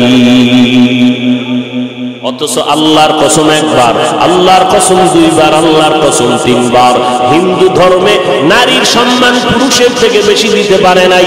খ্রিস্টান ধর্মের মধ্যে নারীর সম্মান পুরুষের উপরে দিতে পারে নাই। ইহুদি ধর্মের ভেতরে নারীদের সম্মান পুরুষের উপরে দিতে পারে নাই। বৌদ্ধ ধর্মের ভেতরে নারীদের সম্মান পুরুষের উপরে দেয় নাই। একমাত্র কেবলমাত্র শুধুমাত্র ইসলামই দিয়েছে নারীর মর্যাদা পুরুষের উপরে। এক আল্লাহর বান্দি নবীর স্ত্রীর ঘরে গিয়া দাঁড়ায় গেলেন। ও পয়গম্বরের বিবি উম্মাহাতুল মুমিনিন, আমাদের আম্মা জান, নবীর থেকে একটু জানতে চাই, নবীর থেকে আপনি জেনে আমাদের জবাব দেন। কি প্রশ্ন? পুরুষেরা জানাজায় যায়, অনেক সওয়াব পায়, আমরা তো এত সওয়াব কামাই করতে পারি না, কারণ আমগো জানাজায় যাওয়ার কোনো রাস্তা নাই। পুরুষেরা জুমার মসজিদে গিয়ে অনেক সওয়াব পায়, আমরা তো জুমায় যেতে পারি না, আমরা এই পরিমাণ সওয়াব কোথায় পাই? পুরুষেরা কাফেরের মোকাবেলায় যুদ্ধের ময়দানে যায়, অনেক সওয়াব কামাই করে, আমরা তো যাইতে পারি না, এই পরিমাণ সওয়াব কোথায় পাবো? নবী কয়, ও বিবি জানাইয়া দাও কিয়ামত পর্যন্ত আনেওয়ালা নারীদেরকে। ও পর্দার আড়ালের আম্মা জানেরা, আল্লাহর নবী জানায় দিলেন, ও নারীরা স্বামীর খেদমত করো, স্বামীর মাল হেফাজত করো, সন্তানগুলোকে ঘরের মধ্যে আদর্শওয়ালা বানাও, চরিত্রবান বানাও, আর ঘরের মধ্যে নির্জন স্থানে নামাজ আদায় করো। পুরুষেরা জুমায় গিয়া জানাজায় গিয়া যত পরিমাণ সওয়াব পাবে, আম্মা জান তোমাকে ঘরের মধ্যে আল্লাহ ওই পরিমাণ সওয়াব দান করবে। আতিনা ফি দারে দুনিয়া না হাসান, আতিনা ফি দারে উকবা না হাসান, ইয়া গিয়াসাল মুস্তাগীসিন ইহদিনা ইফতিখারা বিল উলুমি ওয়াল গিনা। হর গরিদে নেকো তু তৈয়ার হ্যায়, जो न मांगे उससे तू बेजार है। আম্মা জানেরা, শাহাদাতের মর্যাদা যদি পেতে চান, পুরুষেরা কাফেরের মোকাবেলায় যুদ্ধের ময়দানে যদি মরে যায়, শাহাদাতের মর্যাদা আল্লাহ দান করবেন। নারীদেরকে আল্লাহ পাক আইন করে দিলেন, ও নারীরা, গর্ভের মধ্যে বাচ্চা যদি আসে, ওই বাচ্চা গর্ভে নিয়া তুমি আল্লাহর নাম জপো, নামাজ সুযোগ থাকলে নামাজ পড়ো, নামাজ পড়বা। রাতের বেলা বাচ্চার কারণে তুমি ঘুমাইতে পারো নাই, মদিনার নবী জানায় দেয়, ও নারীরা, যত রাত ঘুমাইতে পারলা না বাচ্চা গর্ভে থাকার কারণে, আল্লাহর জবানে আল্লাহর মহব্বতে জিকির করবা, তাসবিহ পড়বা, দরুদ পড়বা। প্রত্যেকটা রাত আল্লাহ তাআলা সবে কদরের সমান সওয়াব দান করে দিবে। আর যে আম্মা জান বাচ্চাটা দুনিয়াতে প্রসবকালে আল্লাহ যদি তার জীবনটা নিয়ে যায়, নবী কয় জানাইয়া দাও, বাচ্চা প্রসবকালে যদি কোনো আম্মা জানেন ইন্তেকাল হয়, আল্লাহ বলেন নবী জানায় দেন, আমি ওই নারীটাকে শাহাদাতের মর্যাদায় বিনা হিসাবে জান্নাত দিয়ে দিব। নারীর ইজ্জত বলে ইসলাম দেয় নাই, যারা বলে নিশ্চিত এরা দুনিয়ার নিকৃষ্ট রাসূলের দুশমন। শুধু দুশমন না, নিকৃষ্ট, গোটা পৃথিবীর মধ্যে চূড়ান্ত নিকৃষ্ট দুশমন। এদের মতো গাদ্দার, এদের মতো নিকৃষ্ট দুশমন আর কেউ হতে। এরে আম্মা জান, আল্লাহ তাআলা আপনাদেরকে নবী বানান নাই, তবে নবীদের মা বানায় দিলেন। আম্মা জান, আমার নবীর মা আমেনা আমেনা, তিনি বলেন, মুহাম্মদ যেদিন দুনিয়াতে ভূমিষ্ঠ হয়, আমি একটা নূরের আলো দেখতে পারলাম। এত বিশাল আলো, আমার ঘরটা শুধু আলোকিত হয় নাই, রবিউল আউয়ালের 12 তারিখ বা রবিউল আউয়ালের 2 তারিখ বা রবিউল আউয়ালের 5 তারিখ বা 9 তারিখ, নবী আমার গর্ভ থেকে যখন আসছেন, দিনটা ছিল সোমবার, সুবহ সাদিকের সময়। হঠাৎ করে তাকাইয়া দেখি এত পরিমাণ নূরের আলো, ওই আলোটা শুধু আমার ঘর আলোকিত দেখলাম না, এই নূরের আলো দিয়ে তাকায়া দেখলাম বহু দূরের বসরা এলাকার শহর ওই আলোতে আলোকিত হয়ে গেল। কেমন এক নবী আল্লাহ আমাদেরকে দান করলেন। এই রবিউল আউয়ালে আমরা কি শিখব? মিলাদুন নবী পালন করো, সিরাতুন নবীকে লাথি মারো। এই কথা যারা বলে, এদের মতো নিকৃষ্ট বেয়াদব পৃথিবীতে আর কেউ নেই।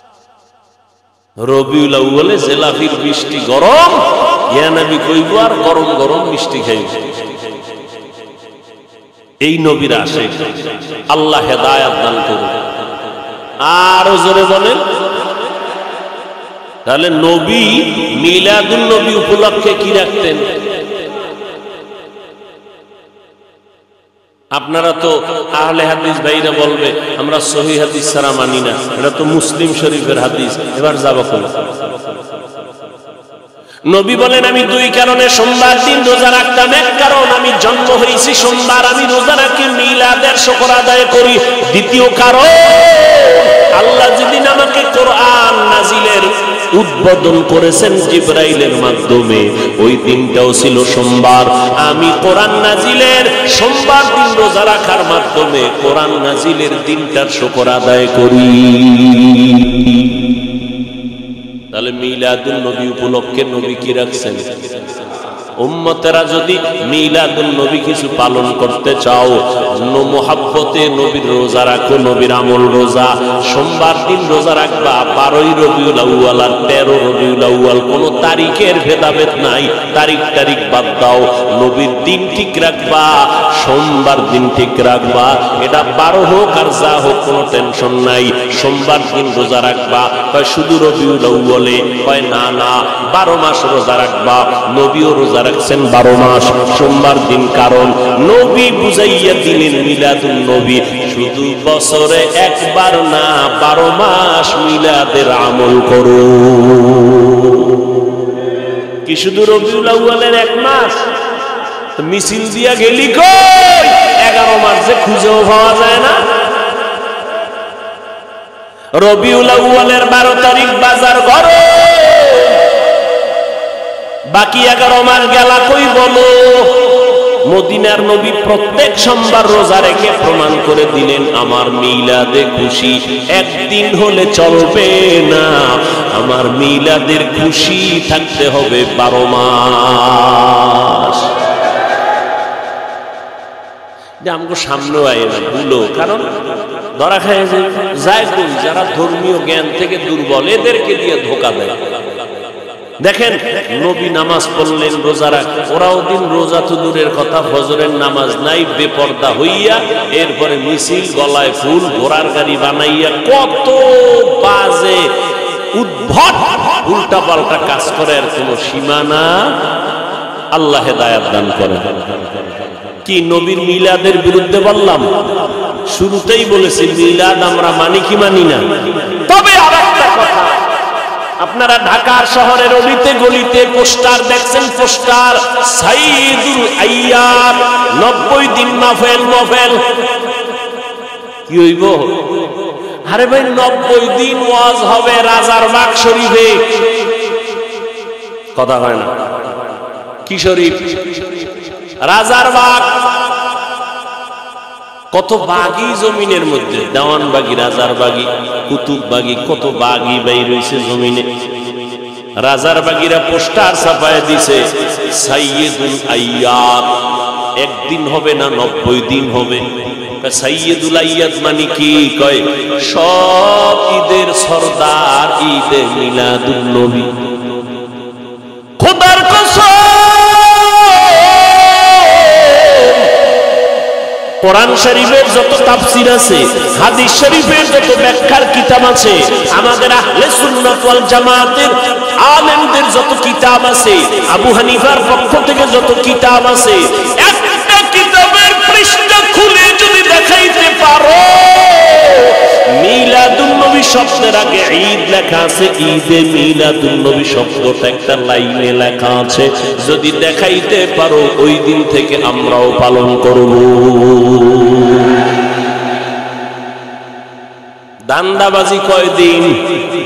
আজরাইল আসবে না যতদিন। আজরাইল যেদিন আসবে ওদিন সব মুখোশ উন্মোচন হয়ে যাবে। আল্লাহ হেদায়েত দান করুন। রাসূলের সিরাত পাওয়ারফুল শব্দ, কারণ কান ধরে টানলে মাথা যেমন আসে, সিরাতুন নবী বললে মিলাদুন নবী ভিতরে আসে। এটা আলাদা বলা লাগবে না। রাসূলের জীবন বলতেই তো জন্ম থেকে শুরু, কথা ঠিক না? তাহলে জীবন বলতে সিরাতুন নবী বললে মিলাদুন নবী বলতে হয় না, কারণ সিরাতের মধ্যে মিলাদ আছে না নাই, জীবনের মধ্যে জন্মদিন আছে না নাই। এই জন্য আমরা সিরাতুন নবী পাওয়ারফুল শব্দ মানি, আমাদের আলাদা মিলাদুন নবী মানি স্লোগান দেওয়ার কোনো দরকার হয় না। কিন্তু যারা বলে মিলাদুন নবী কায়েম করো, সিরাতুন নবী লাথি মারো, কত বড় মারাত্মক কথা। ভাই আমাকে হিংসা করো, অমুক পিসাবরে করো, সেটা তুমি পিসাবেরে গালি দাও, আমারে দাও, তুমি রসুলের শানের শব্দ নিয়ে কেন কটাক্ষ করো? আল্লাহ হেদায়েত দান করুন। ভাইরা আমার, পয়গম্বরের আদর্শ, উত্তম আদর্শ নিয়ে আসলেন। কেমন নবীর উত্তম আদর্শ! আমার নবীর উত্তম আদর্শের মতো আদর্শ জমিনে আর নাই। মায়ার নবী কেমন দামি নবী, যার কোনো গুনাহ নাই। আম্মা জান আয়েশা বলেন, নবীর ঘাম বোতলের মধ্যে ভরে রাখতাম আমরা, মাঝে মাঝে নবীর ঘাম আতর হিসেবে ব্যবহার করতাম। কেমন মায়ার নবী আমার! নবী একদিন হাঁটতেছেন, নবী তো একদিক দিকে তাকায় হাঁটতেছেন, নজর নিচে, কিন্তু কানের মধ্যে আওয়াজ আসতেছে, পেছনে যারা কারা হাঁটতেছে দেখেন না, এমপি সাহেব আসবে, চেয়ারম্যান আসবে, দলে সাঙ্গ বাঙ্গ আছে না নাই। ভাব অন্যরকম, আমি বক্তা হয়ে আসছি, আমার খাদেম খুদ্দামের অভাব নাই, গাড়ি হাঁকাই আসলাম। মদিনার নবী যাচ্ছেন কোথাও, পেছনে আওয়াজ আসতেছে, সাহাবায়ে কেরামের দল আছে। নবী জায়গায় বসে বললেন, সাহাবায়ে কেরাম বসে বললেন। সাহাবায়ে কেরাম জিজ্ঞাসা করলেন, নবী বসলেন কেন? বুঝতে পারি নাই। কয়, তোমরা আমার পেছনে হাঁটো, মানুষ মনে করবে আমি কত জানি দামি, আমার দবদবা আর কত শান শওকাত, আমি এটা দেখানোর জন্য দুনিয়ার মধ্যে আসি নাই। আল্লাহ পাক আমাকে চূড়ান্ত আদব শিক্ষা দিয়েছেন।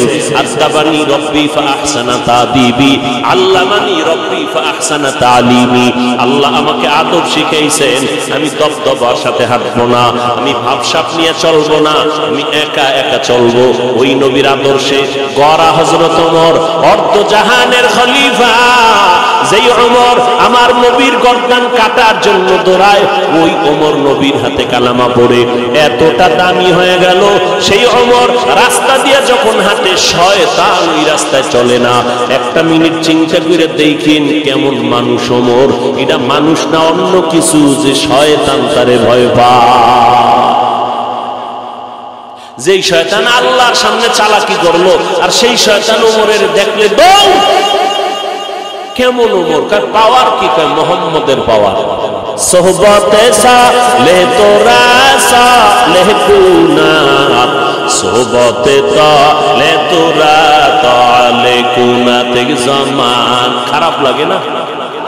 মুনাজাত দিয়ে দিব তো, আর 2-4 মিনিটের মধ্যে ইনশাআল্লাহ কবুল করেন। কি বয়ান শুনবেন আজকে? ফজর পড়েন নাই, জোহর পড়েন নাই, মাগরিব পড়েন নাই, এশা পড়েন নাই, কি কসুর বয়ান শুনবেন? বয়ে বয়ে আসছেন, ওয়াজ শুনবেন, একটু দিলটা নরম কইরা আলেম ওলামা বয়ান করবে, চেহারা দেখলো বরকত। মজলিসটায় বসবেন, নিয়ত করে আল্লাহ গুনাহ নিয়ে ঢুকছি, তওবা কইরা বেরোবো। ওই গজবের মোবাইল নিয়ে যারা বইছে, ওদের কানেও বয়ান ঢুকবে না, কলবেও ঢুকবে না। ওর কপাল পোড়া, হতভাগা, বদনসিব। এই মোবাইলে তাকায় রইছে, ছবি ঠিক মতো আইলনি, রেকর্ডটা ঠিক মতো হইলনি, তুই থাক মতো আজরাইলে তোরে ধরলনি, শয়তান ভিতরে ধোকা দিলনি। এই চিন্তা কর, ওই বয়ান চিন্তা করিস। শুনছি গ্রামে বুদ্ধি থাকলে বলে ঘর জামাই ধাক্কা লাগে না। কি তোমাকে বুদ্ধিও নাই, সব বোকা। উল্টা আমাকে টুপিওয়ালাকে বোকা কও। একটা বুদ্ধিমান যদি চিন্তা করতা আজকের বয়ানটা আমার দরকার, তাহলে তুমি শুধু শুধু সময় নষ্ট না করে, মিডিয়াওয়ালারা যারা রেকর্ড করে, তুমি এখান থেকে অন্য টাইমে ডাউনলোড করে নিয়ে নিতা। তোমার ছবিও ভালো আইব না, রেকর্ডও।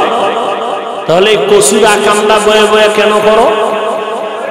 তোমার বাপের লাগে মান্নত কইরা আইছো না যে আমার মোবাইল লাগবেই, আবার কেউ দেখায়, দেখ দেখ জিনেরা আছে তো, এরা মোনাজাতের পরে মোবাইলটা নিয়ে যায়, কথা দেখ আমারটা চলবে নি, আমি ধরে রাখছি, দেখ হবে কিনা। জিনেরা কানা চলবে, মোটামুটি একদিনের বাজার হবে, রেডি থাক, মোনাজাতটা হইতে দেরি, দেখবি পকেট খালি।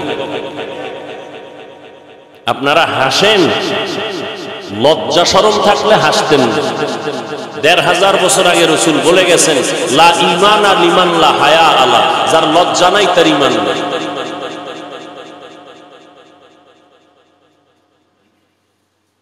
এই মোবাইলে কেমন গজব এনে দিল, ওই কত যুবকের তারমার ছিঁড়ে গেছে, পুরা তার ছিঁড়ছে। ও মাও চেনে না, বাপ চিনে না, ভাই চেনে না, বউ চেনে না, কিচ্ছু চিনে না। মোবাইল চালাইতে চালাইতে এমন মাথা নষ্ট, ফ্রি গেমস খেলছে, ফ্রি। এবার তারমার ছিঁড়ে গেছে, বাথরুম না মোবাইল, মোবাইল মোবাইল, রুমের ভিতরে মোবাইল, বাথরুমে মোবাইল, অল টাইম খালি মোবাইল দাও, মোবাইল দাও, মোবাইল দাও। এখন কিচ্ছু ভালো লাগে না, পুরা রাস্তার পাগল হয়ে গেছে এই মোবাইল চালাইয়া বহু যুবক। আমি মিছা কই না, তোরা সব চোখ সাক্ষী দে, তোরা সাক্ষী দেস না? তোদের মতো যুবক মোবাইলের গেমস খেলা পাগল হয় নাই? কথা কও। তোর তারমার ছিঁড়ে নাই, তোর রাত্রের ঘুম নাই, খানা নাই, মা কয় মা আয় ঘুমা, কয় তুমি ঘুমাও, আমার টেনশন তুমি কেন করো?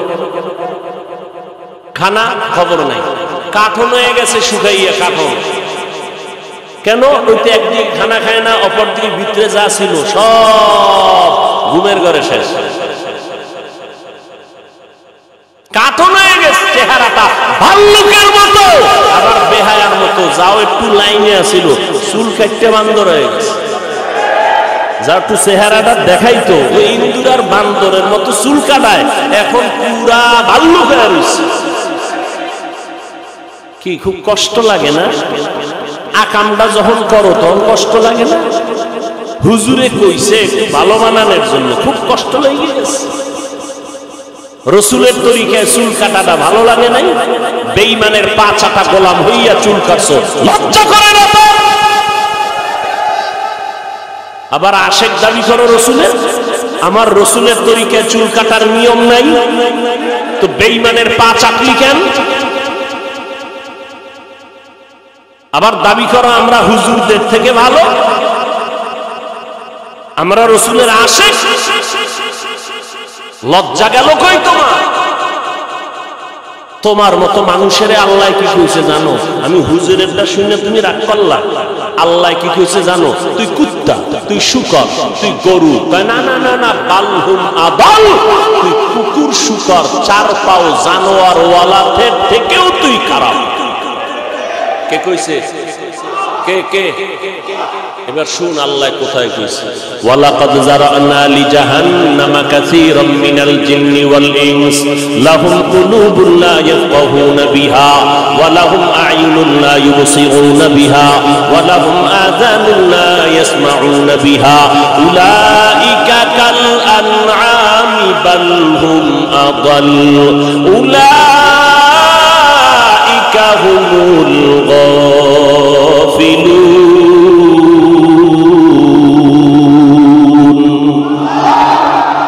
আল্লাহ বলেন অধিকাংশ মানুষ জাহান্নামী।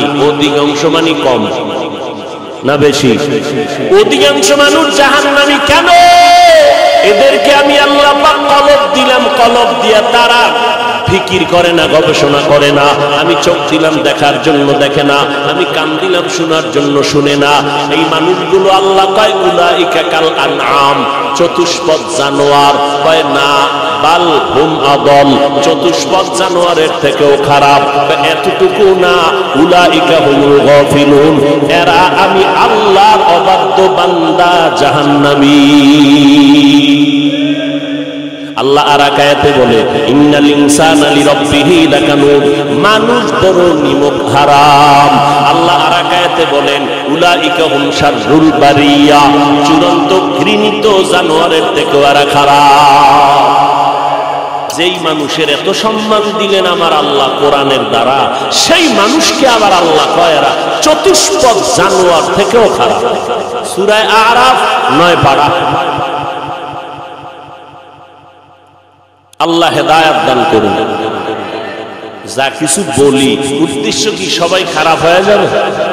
উদ্দেশ্য কি সবাই নবীর আদর্শওয়ালা হয়ে যাবে? ও যুবক, আমার মতো হবেন সেটা একবারও বলি না। এই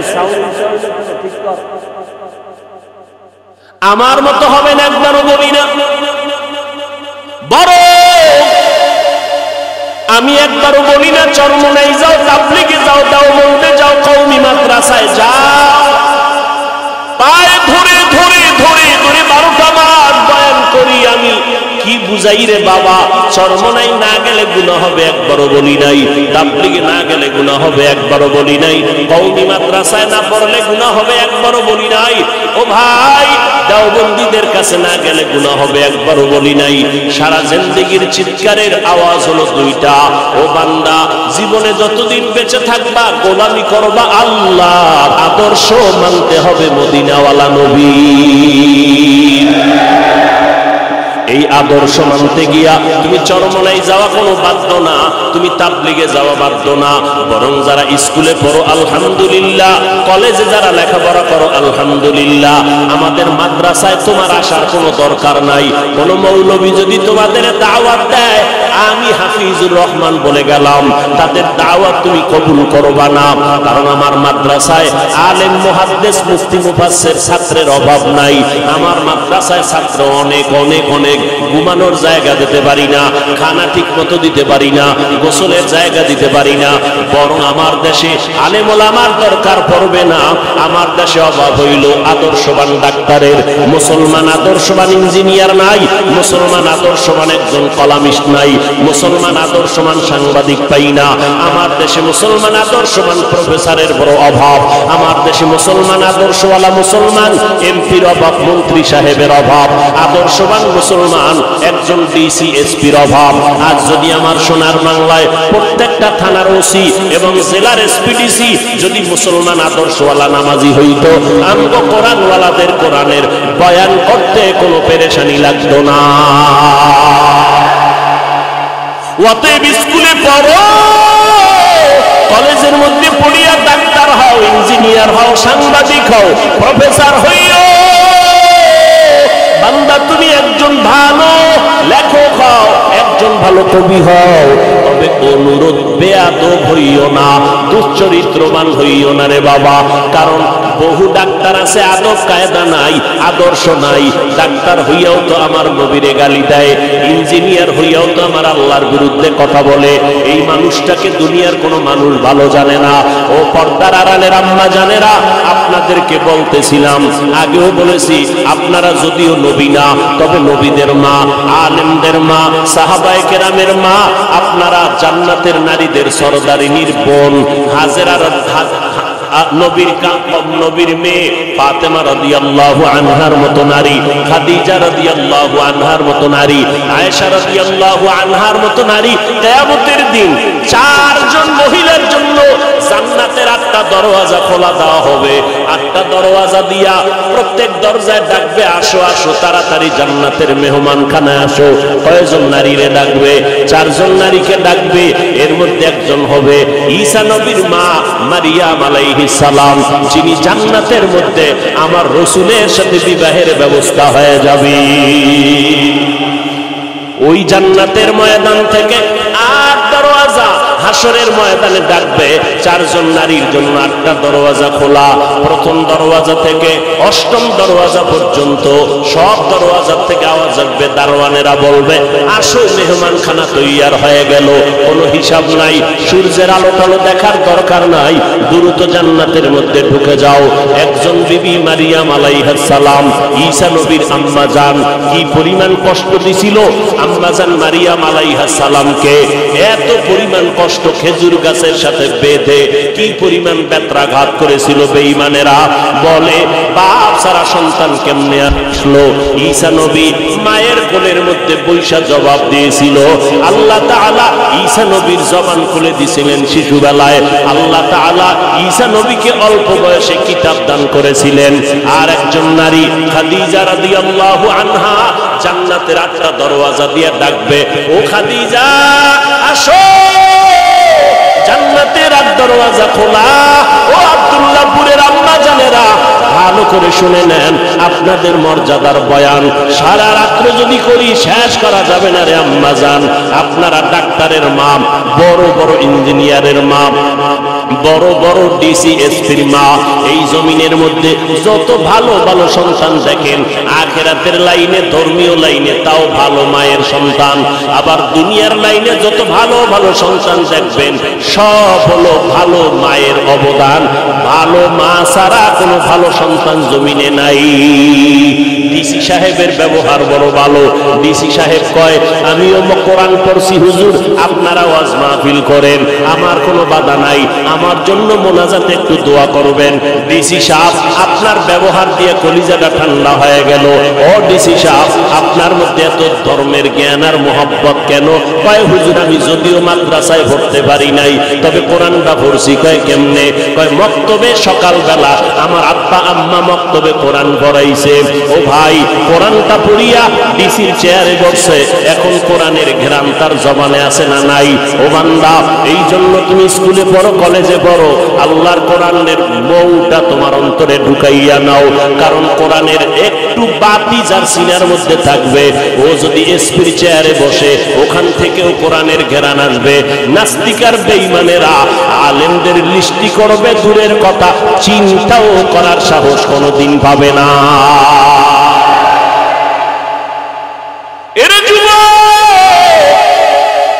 অনুরোধ করে বলি, বিগত জীবনে অন্যায় করেছো, তওবা করো, রবিউল আউয়াল থেকে শিক্ষা গ্রহণ করো। ও আল্লাহ, নবীর আদর্শ জীবনে আর কত অবহেলায় কাটায় দিলাম, আর নবীর আদর্শ কোনোদিন ছাড়ব না। ও আম্মা জানেরা, দুইটা সন্তান ভালো বানাইয়া কবরে যান, আপনার সন্তানের আদর্শ দেখে কলিজা ঠান্ডা হবে, এলাকার মানুষ দোয়া করবে, মুরব্বীরা দোয়া করবে। ও মা, ঘরের মধ্যে স্বামীর মাল হেফাজত করেন, সন্তানগুলোকে আদর্শওয়ালা বানান। তার মানে এইটা না আপনার সন্তানের ডাক্তার বানাইবেন না, এটা কিন্তু বলি না রে আম্মা জান।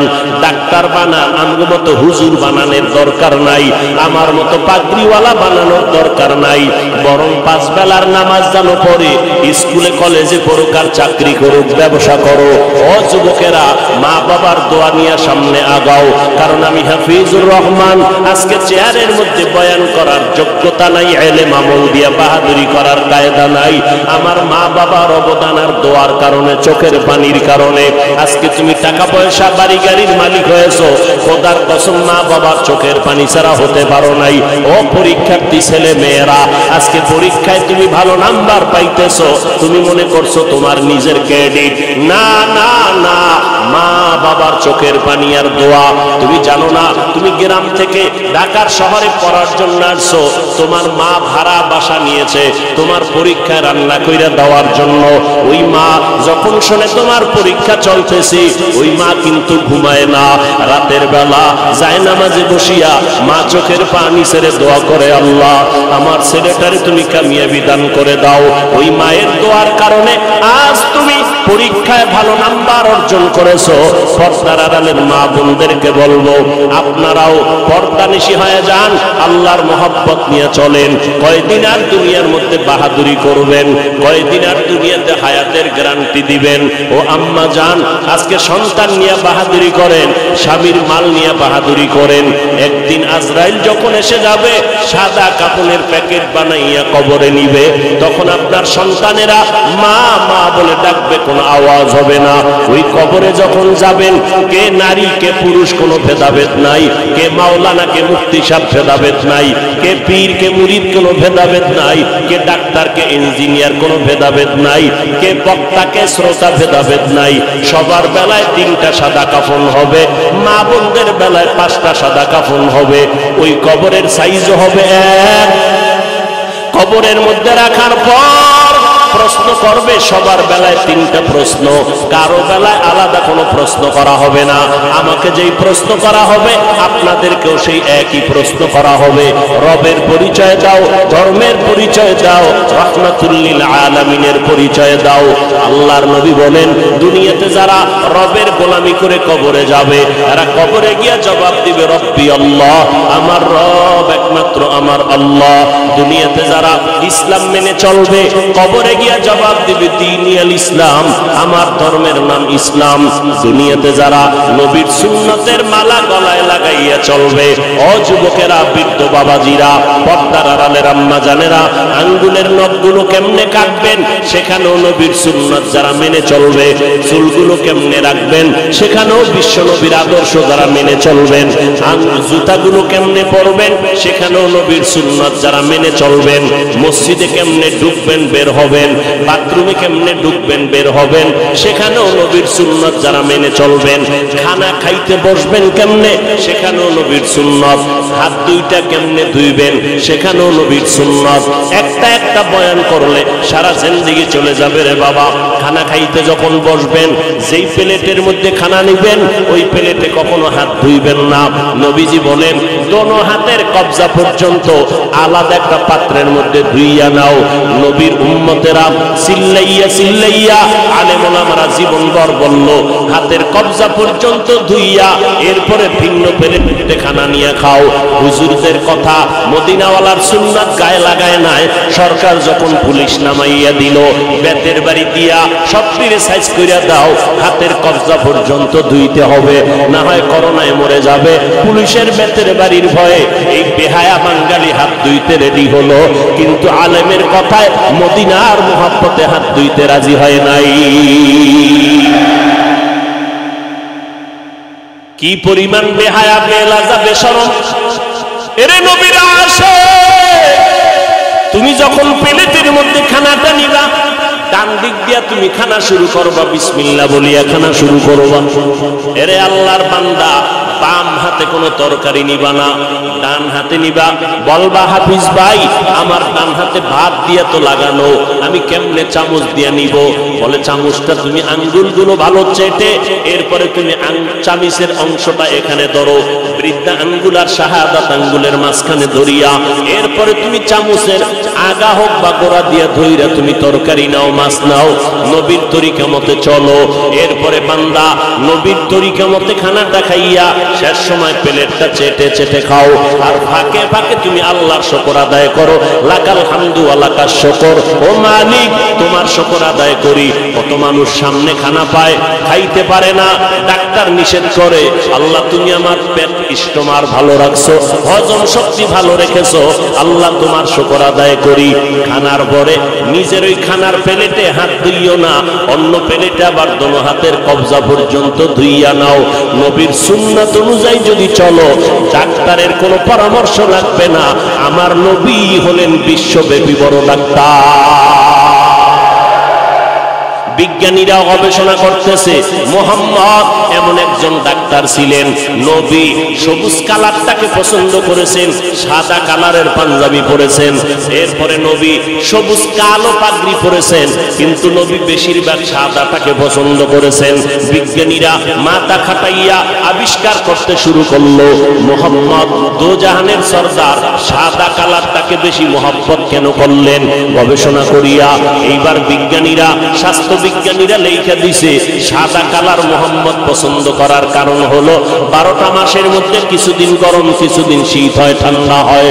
ঠান্ডার মধ্যে সাদা কালারটা শরীরের জন্য ম্যাচিং হয়, গরমের সময় সাদা কালারটা শরীরের সাথে ম্যাচিং করে। কারণ সূর্যের যত গরম হোক না কেন, সাদা কালারটা কন্ট্রোল করে শরীরের সাথে, এরপরে অ্যাডজাস্ট করে দেয়। আবার যত প্রচন্ড গরম হোক না কেন, সাদা কালারে আইসা লাগার পর এরপরে কন্ট্রোল কইরা ওই বাকি অংশ শরীরের সাথে অ্যাডজাস্ট করে দেয়। সাদা পোশাক থাকলে, আপনারা যারা সৌদি আরবে গেছেন, আমরা গেছি দেখছি, আমাদের গরমে জিহ্বা ফেটে যায়, হাত ফেটে যায়, ওদের কোনো হাত ফাটে না। ওরা একটা জামা, মোটা সাদা কাপড়ের জামা পইরা কলার লাগাইয়া আবার রুমাল মাথায় দিয়া প্রচন্ড গরমের মধ্যে দৌড়ায়। চিন্তা করলাম আমার নবী সাদা কালারটা পছন্দ করার কারণটা কি? বিজ্ঞানীরা যা বলছে তাই সঠিক। বিজ্ঞানীরা কয় মুহাম্মদ মেসওয়াকের আইন কেন করলেন? মেসওয়াক দিয়া নামাজ পড়ো রে বান্দা, মেসওয়াক করিয়া যদি ওযু বানাইয়া নামাজ পড়ো, একটা মেসওয়াকের নামাজে এক এক রাকাতে 70 রাকাতের সমান সওয়াব আল্লাহ তোমার আমলনামায় দান করবে। এই মেসওয়াকের দ্বারা দাঁত পরিষ্কার হবে, এরপরে দুর্গন্ধ চলে যাবে, যেটা বেরাসের দ্বারা কোনোদিন হবে না। আমিও বেরাস করি, কিন্তু ব্রাশের দ্বারা সাময়িক দাঁতের ময়লা যায়, কিন্তু দুর্গন্ধ দূর হয় না। নবী বলেন মেসওয়াক করো, আর এই মেসওয়াক করলে 100 উপকার আছে মেসওয়াকের মধ্যে। এর মধ্যে সর্বশ্রেষ্ঠ উপকার, মরণকালে জবানে কালেমা জারি হয়ে যাবে। 10টার সময় নামাজ বাদ দিয়া বেড়াল গুতাও, মেসওয়াকের খবর নাই। এরে নবীরা আসেন, রবিউল আউয়াল তোমাকে কি বার্তা দেয়? বলে নবীর সুন্নতের মালাটা গলায় লাগাও, নবীর মোহাব্বতে টুপিটা মাথায় দাও। আজকে থেকে তওবা করো, ওই অন্ধকার কবরে যারা সুন্নতের আমল নিয়ে যাবে, নবী বলেন কবরের মধ্যে নবীকে দেখাইয়া বলবে, এরে কবরওয়ালা চিনো,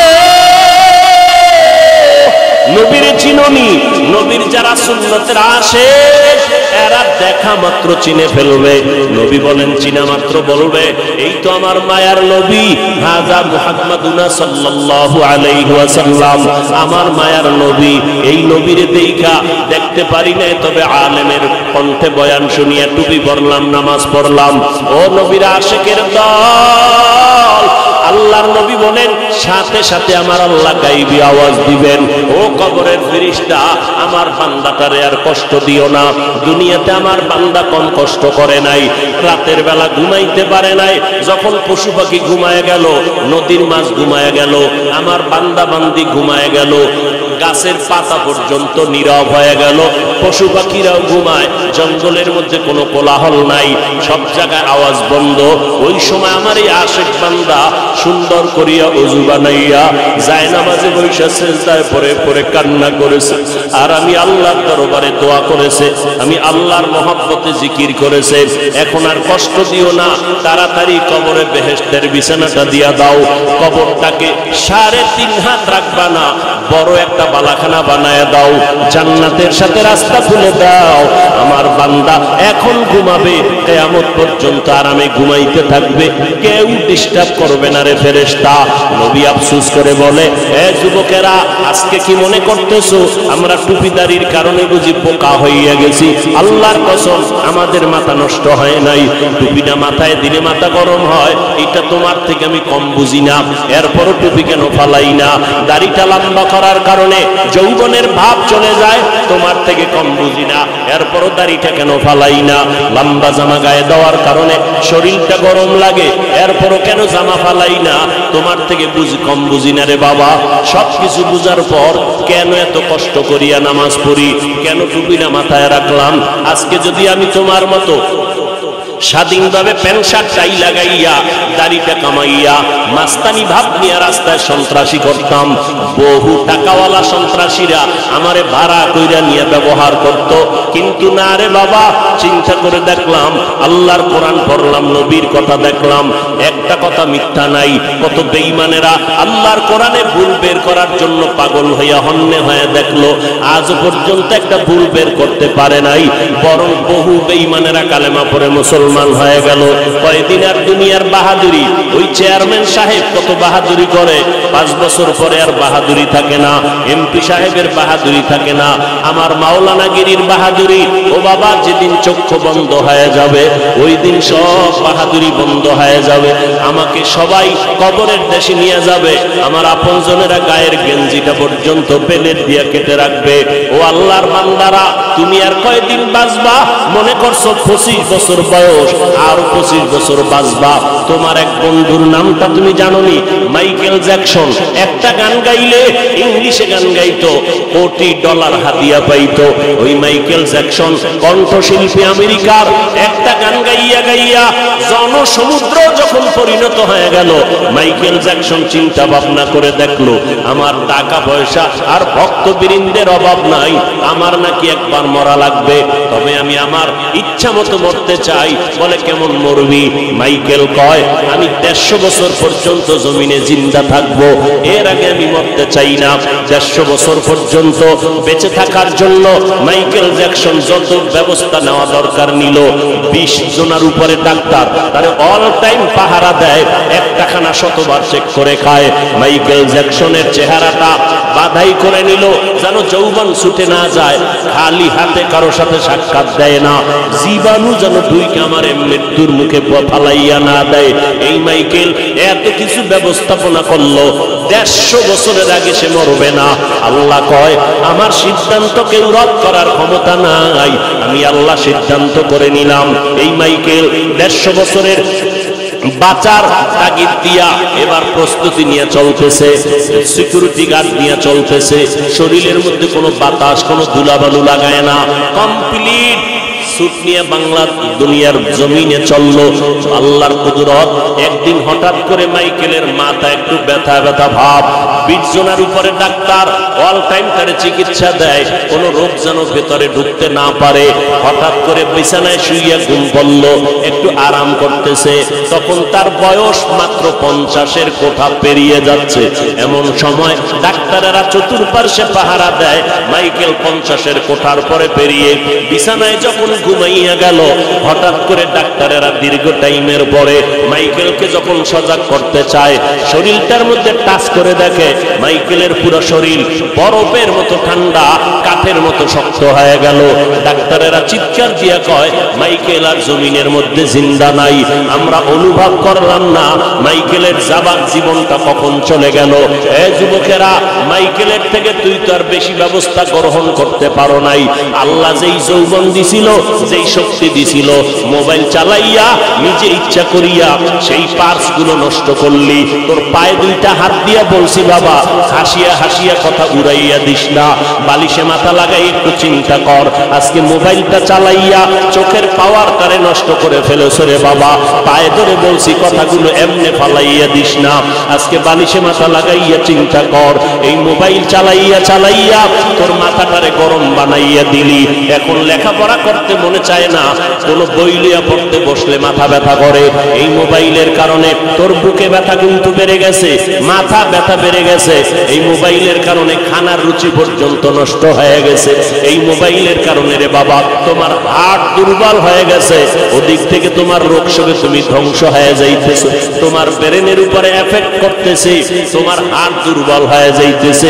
এই মোবাইলের কারণে তোমার যৌবন নষ্ট হয়ে গেল, তোমার জীবনটা দুর্বিষহ হয়ে গেল। এখন খানা ভালো লাগে না, ঘুম ভালো লাগে না, এই মোবাইলের পেরেশানিতে পইরা পইরা লেখাপড়া পর্যন্ত ভালো লাগে না। কখন যেন তোমার জীবনটা চলে যায় তোমার জানা নাই। পায়ে হাত রেখে বলছি রে বাবা, একটু আগেও বলছি আবারও বলতেছি, আমি তোমাদের আমাদের মতো হুজুর হইতে বলি না, একটাই দাবি করে বিদায় নিতে চাই।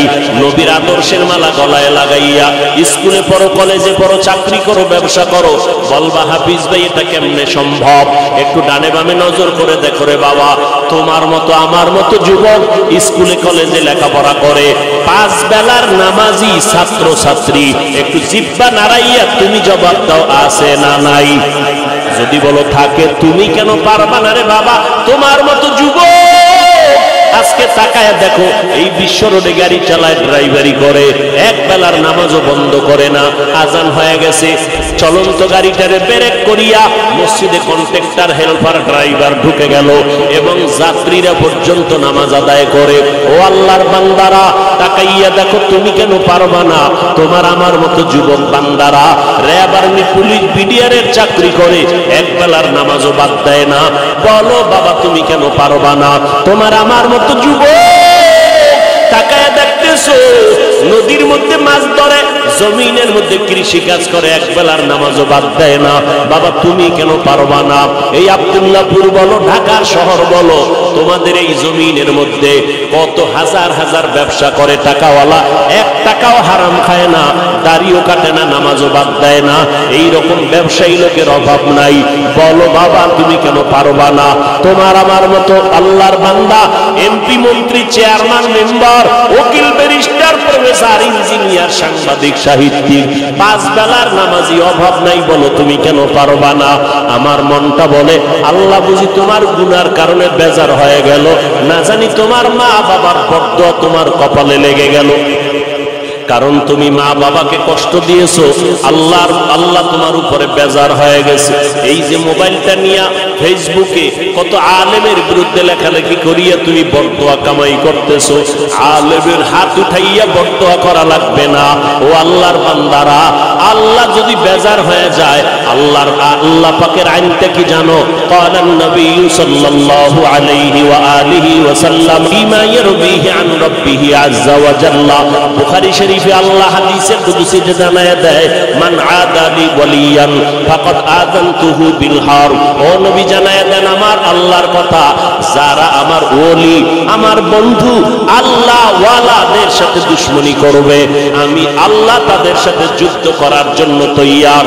অতএব যারা আহলে হক আলেমের বিরুদ্ধে লেখালেখি করো, যারা আলেমের বিরুদ্ধে বিশুদ্ধার করো, আল্লাহ বেজার মা বাবার অভিশাপ তোমার কপালে।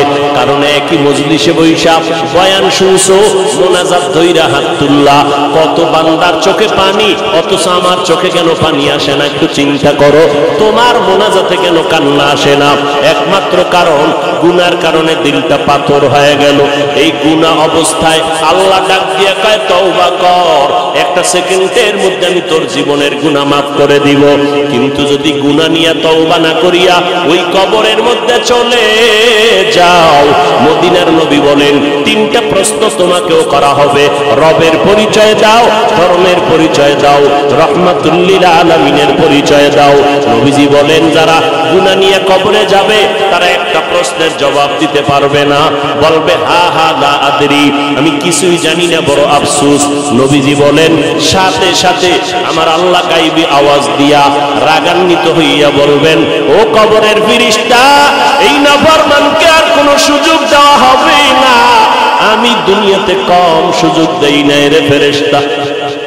আমার দেওয়া পানি, আমার দেওয়া বাতাস, আমার দেয়া সূর্যের আলো, আমার দেয়া চাঁদের আলো, আমার দেয়া নদীর মাছ, আমার দেয়া গাছের ফল, আমার দেয়া জমিনের ফসল খাইয়া এই নাফরমান একবারও আলহামদুলিল্লাহ বলে নাই, একবারও আল্লাহর শুকর আদায় করে নাই।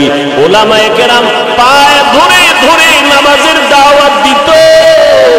এই বান্দা আজান শুনিয়া নাফরমান এক বেলার নামাজও মসজিদে গিয়া আদায় করে নাই।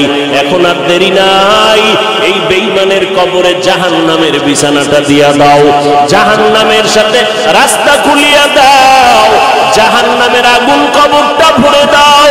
একটা না দুইটা না, 70 থেকে 99টা সাপ কবরে আসবে। মদিনার নবী বলেন আল্লাহ তাআলা রাগান্বিত হইয়া কবরের মাটিকে দেখে বলবেন, এরে কবরের মাটি,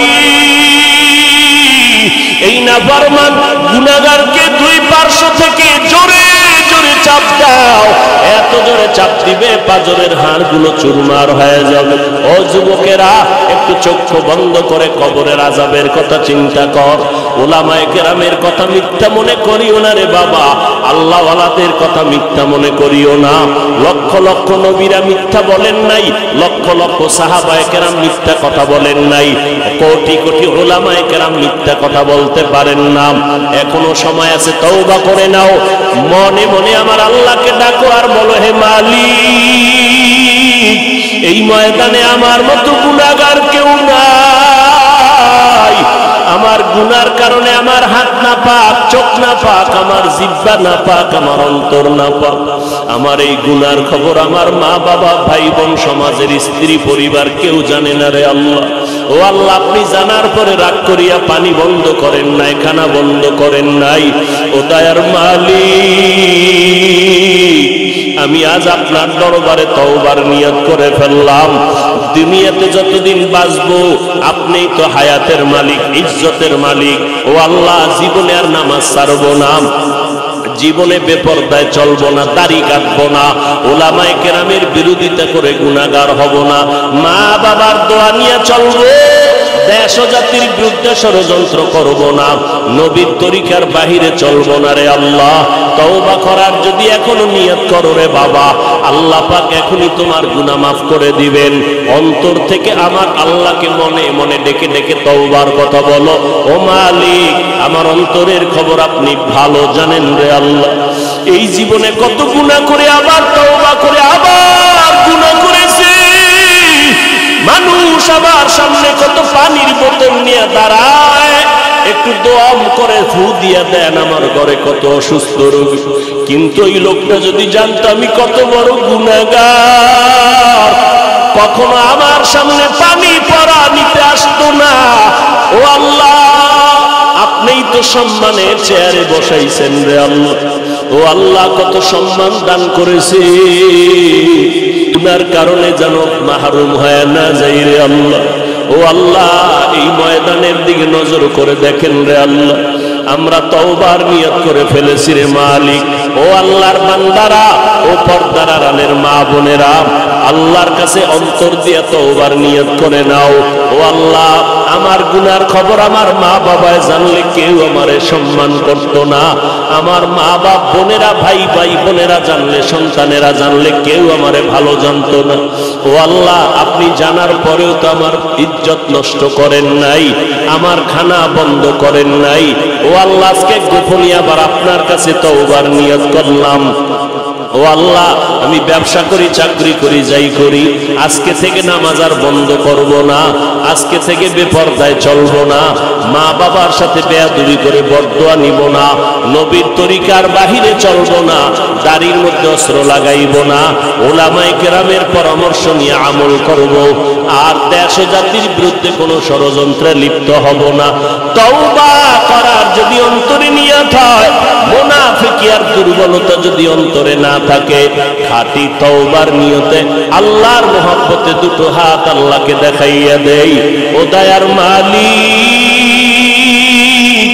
আমরা যারা তওবার নিয়তে হাত তুলেছি, মেহেরবানি করে আমাদের হাতগুলো কবুল করে নেন, তওবা কবুল করে নেন, তওবার উপরে মজবুত হইয়া চলার তৌফিক দান করেন, আমিন।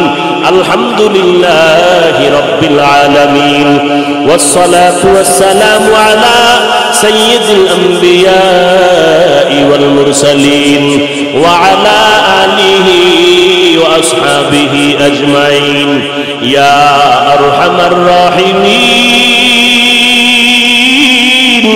ইয়া আরহামার রাহিমিন, ইয়া আরহামার রাহিমিন। রব্বিরহামহুমা কামা রব্বায়ানি সগীরা, बता हमको तेरे राह किस तरफ है, तेरे राह पर चला हमको खुदाया, बेगुनाह न गुज़श्त बरमा साअते बाहुज़ूरे दिल न करदम ताअते, या इलाही मुझसे मुझको दूर कर, ताकि देखो मुझ में तुझको एक नजर। उदयर मालिक, कुदरतेर नजर दिया ताकाइया देखी, उलामाए केरामरा हाथ तुलेছেন। आय अल्लाह, कत मुरब्बी हाजी साहेब, কত ব্যবসায়ী চাকরিজীবীরা আপনার দরওয়াজায় হাত তুলেছেন রে আল্লাহ। পর্দার আড়ালে কত মা বোনেরা হাত তুলেছেন। ও আল্লাহ, আমার কলিজার টুকরা কত যুবক, কত ছাত্র ভাইরা হাত তুলেছে। দুনিয়াতে যেদিন আসছিলাম, কত পবিত্র মা বাবা কত আদর করেছিল, আর সেই পবিত্র জীবনটা গুনার কারণে না ও আল্লাহ, নফসের ধোঁকায়, শয়তানের ধোঁকায় পড়ে গুনাহ করেছি। গুনার কারণে আজ আমার জিহ্বা নাপাক, আমার অন্তর নাপাক, আমার চোখ নাপাক, আমার হাত নাপাক। ও আল্লাহ, এত গুনাহ করিয়াও আপনার দরওয়াজা ছাড়ি না, আপনার দরওয়াজায় আসছি। গুনার কারণে দিলটা পাথর,